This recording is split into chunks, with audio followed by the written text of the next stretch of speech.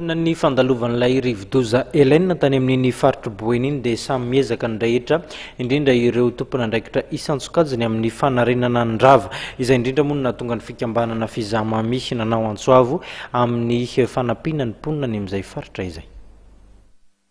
Taorian'ny fandalovan'ny rivodoza Hellen tany amin'ny faritr'i Boeny sy miezaka dia mikarakara fanangonana fanampiana 3 taona ny fikambanana Fizamami na ny fikambanana zanaky mahajanga amiray.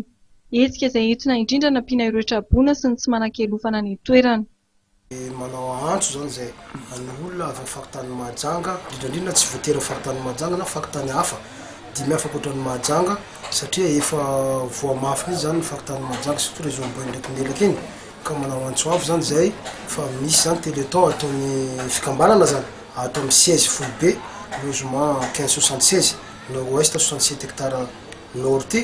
Dia manao antso avy zany zay olobe zay malala-tanana zay tsara sitrapo mba ho tonga zany hanampy anay amin'izay hetsika ataonay ty fa afaka herinandro en fin de semaine zany hoe zany mijotso any an-toerana mijery an'ireo le traboina ireo zany ny fikambanana.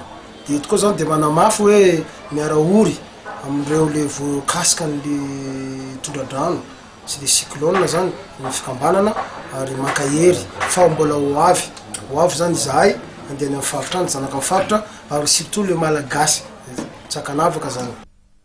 Taorian'ny fandalovan'ny rivodoza dia betsaka amin'ny tanimboly izay topo-drano fa anisan'ny miady amin'ny valala ihany koa mponina ao Solala izay efa mandrahona ny fahasimban'ny vola eny an-toerana.